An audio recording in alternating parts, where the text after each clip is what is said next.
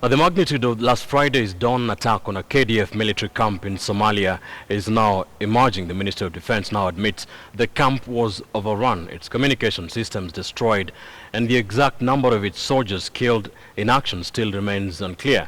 The country's top military brass, however, says the mastermind of the attack at Adde that saw dozens of KDF soldiers killed is dead.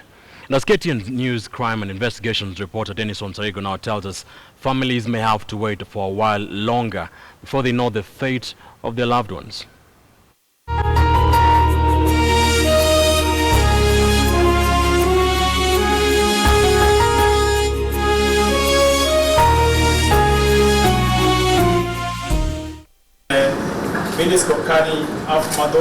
It is exactly 1 week now since the Kenya Defence Forces military camp in Adde came under fire from the Somali-based Al-Shabaab terror organization.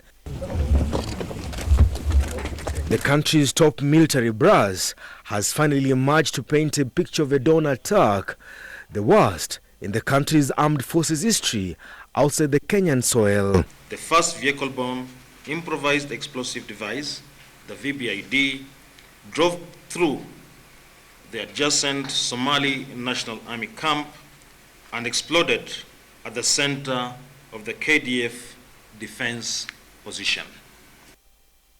Each of the VBIDs used in the incident had a force equivalent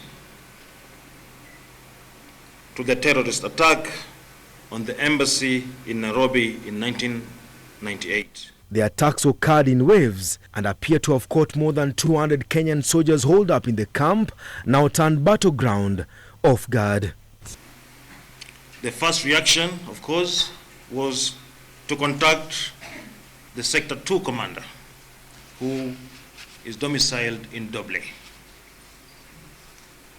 He was also not in communication with the troops because at that time we suspect that the enemy had destroyed the communication systems. KTN News had last evening reported that the military choppers responding to a distress call were unable to fly low because they lacked anti-missile instruments to ward off gunfire. We realized that we could not carry out insertion or reinforcement of troops by air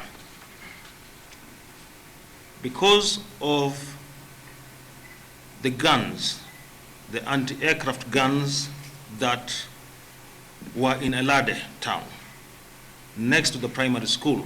By this time, the military camp had been overrun, many military personnel killed in action, with some holding their line of defense. The general says KDF managed to cut short the celebration of the Al-Shabaab leader who masterminded the attack. We also attacked 2 Al-Shabaab camps, one in the morning and another in the afternoon, where it was believed that Maalim Jano, the leader of the Abu Zubayr brigade who led this attack, was killed.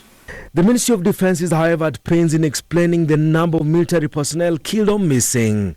We have not finalized this operation.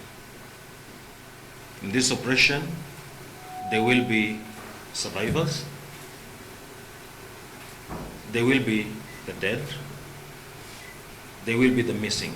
But that process is having a toll load on family members who know their own were in Somalia during the attack but are not certain if they are still alive or missing. The Department of Defense is still non-committal on the exact number of soldiers killed in action during the Friday morning attack in Somalia. Families of those affected will have to wait a little longer for more information to emerge. Denson Sarigo, KTN, Nairobi.